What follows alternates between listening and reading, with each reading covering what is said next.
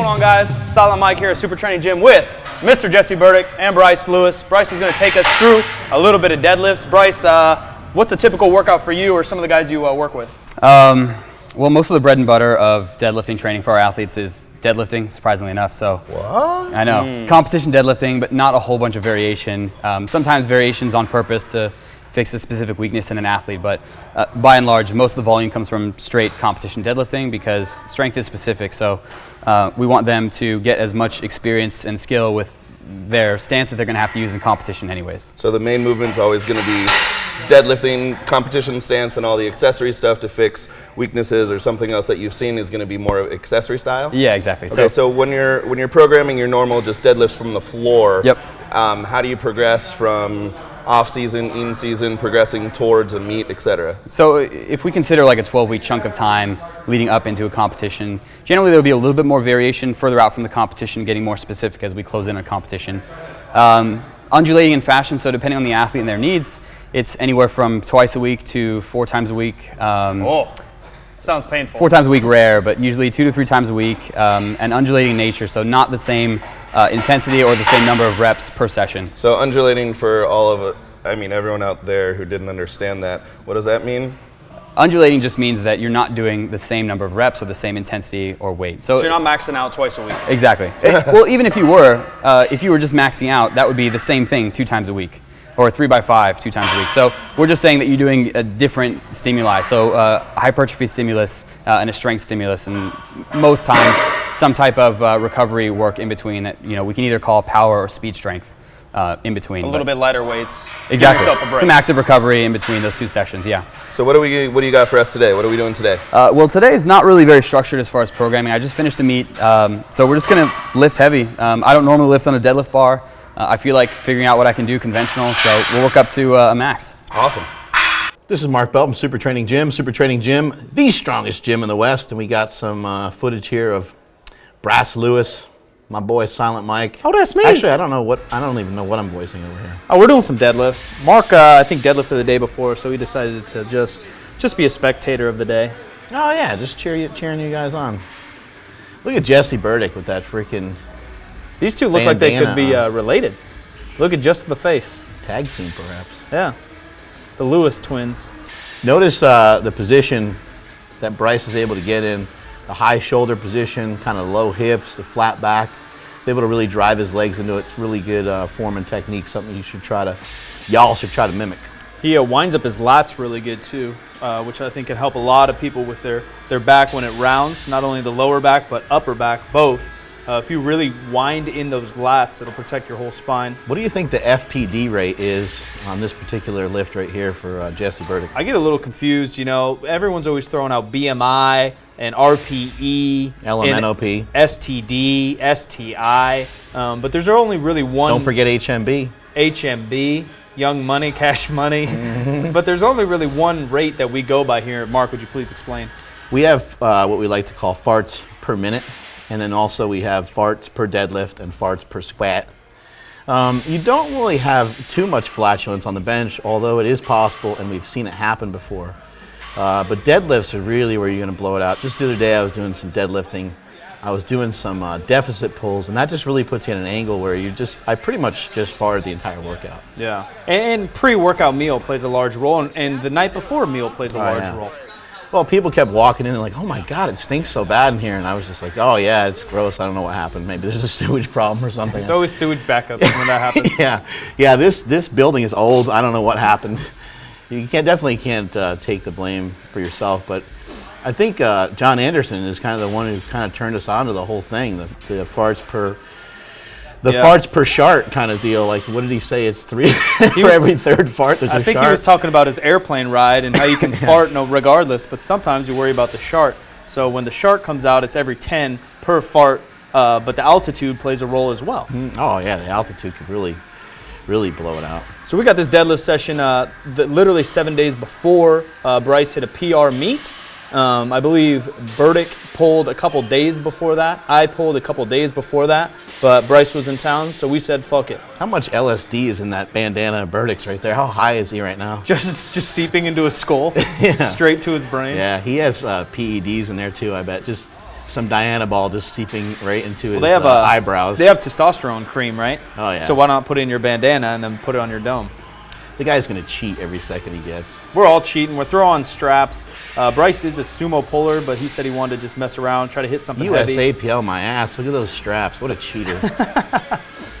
He looked a little high, too. I don't know about his depth on that pole. Yeah, you're going to notice, each guy's got their own setup and their own way of pulling. Jesse's actually able to handle quite a bit of weight with a little bit of a rounded back.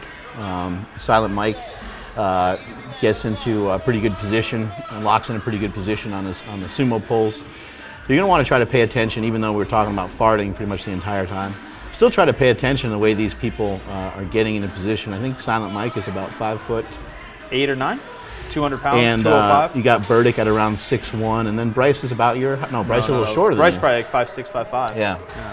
I was about 6'05" right there. I think Bryce and Burdick hop up to about 6'55", I think, or so. Why was I all dressed up? What was I doing? You were doing nothing. I was just like, I just put on knee sleeves for no reason, just started walking I don't around. even think you lifted this. Look at that dance. God damn.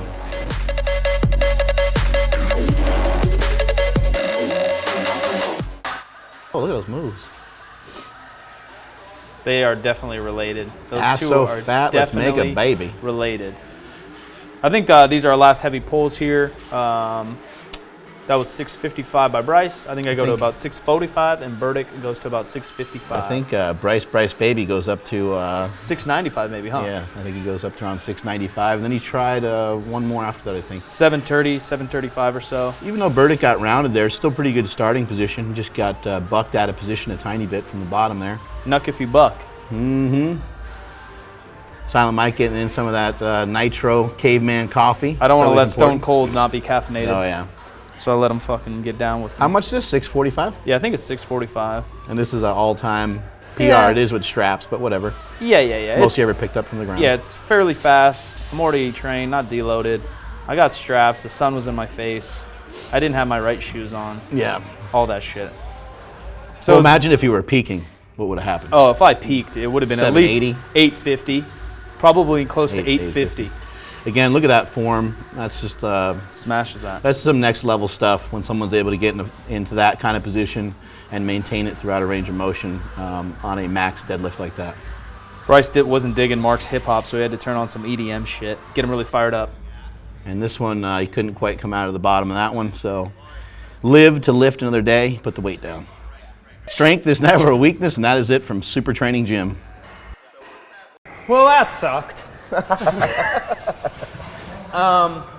Bryce wrote this elaborate workout. It was like 8 triples and 4 sets of 2 and all this shit, and Jesse wasn't having it.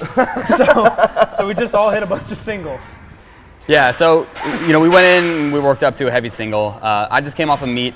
This isn't really something typical of the style that I would train or what I even suggest that people train. The majority of training should be training and not testing. So we really want to go in and just continue to hit weights and not necessarily work up to PRs. We want to save that stuff for when it's planned and not necessarily when it's accidental or just when you feel like going it. So Now, having said that, I mean, it was a good day for you. You pulled pretty well and you learned something from it as well. So it's not the worst thing in the world, but we got to keep in mind what our goals and what the intent of the day is. And today was kind of just to throw it up in the air and have some fun, and we did that, yeah, right? exactly. Good. So 9 times out of 10, go in with a plan, execute the plan, and then just continue going forward from there. So now, ATIP, coming off of a meet like you are, and anyone who works with you and your clients, what would be a little bit more typical of the next workout, the next phase of kind of training, assuming that you have another meet in 20 weeks or so? So a little bit less. Nationals is coming up in October or mid-October. So the week after, we kind of just let to be a little bit of a self-guided deload, lighter stuff, 70s, 80%, but really not meant to rack up fatigue. It should be relatively easy, low RPE, that kind of thing. And then we kind of take that week to assess what happened the training block before, what we feel like we can improve on next time, and then start to plan for the next training phase. Can you take a second and talk about RPE for everyone? Because I think there's a lot of people who have a general idea of it. Yeah. And I think it'd be great for someone who uses it very specifically in their training and knows it very well. Can you help explain exactly what it is and how to use it? Yeah, absolutely. So RPE stands for rate of perceived exertion, and it's a scale from 1 to 10 of how hard a set felt. So we kind of all have these general ideas of how hard a set felt. So when you get finished with it, you have an idea of, oh, I could have done 1 more rep, or I could have done 2 more reps, or something like that. This is just a way to systematize those feelings. So RPE 10 means you could not have done any more weight or any more reps, just absolute maximal effort. And then the scale just goes down from there. So RPE 9 generally means you've got definitely 1 rep left in the tank, and RPE 8, 2 reps left in the tank. So the scale is generally defined from RPE 6.5 all the way up to 10.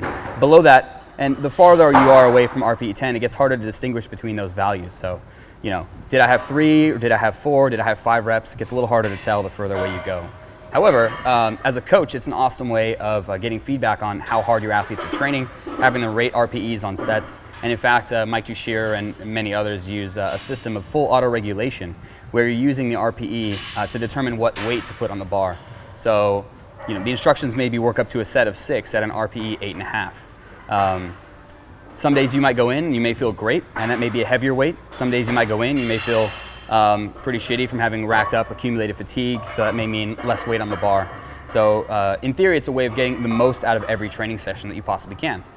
Now, as it comes to rating last set RPEs, as a coach, I can see that and gauge how hard the athlete is actually working versus how hard I think they're working. So if I have an athlete work up to 3 sets of 8 at 80% or something like that, and they rate their last set RPE at a 10, I know they're probably in a fatigue state right now, and maybe we need to make some adjustments going forward. So it's a way for me to get a peek in on an athlete's training session, being oftentimes thousands of miles away from them. So now I think it's also important to make sure we talk about the fact that RPE is a daily perceived exertion, not an all-time perceived exertion. So if your PR, if your 10 is 700 pounds, you know, your perceived 9 should be around 630 or so. But you walk in that day, a 9 can be and is accepted to be, whether it's, you know, a fatigue factor or just something else limiting you, a 560 to 580, correct? Yeah, exactly. So it's subjective. It's not like objective. If your max is X, then your RPE 9 is going to be Y. However, there's a scale that Mike has come up with that relates the RPE to the number of repetitions and tags a percentage to that. So in most athletes, you can expect a triple at an RPE 8.5 to be a certain percentage. That's, you know, across the board. Generally, there's lots of room for variation, and, you know, like you mentioned, the RPE is a subjective scale. It's how you rate day to day, so it's not going to be a specific weight. Otherwise, we would just use percentages. Right. Cool. I think that's it. Deadlifting with Jesse Burdick, a little bit of RPE and deadlifting with Bryce Lewis, and we're out of here. Bitch. That last bit was really important. Biatch. Jesse, thanks for bringing that up. Yeah, no, I think it's something that people they overthink it.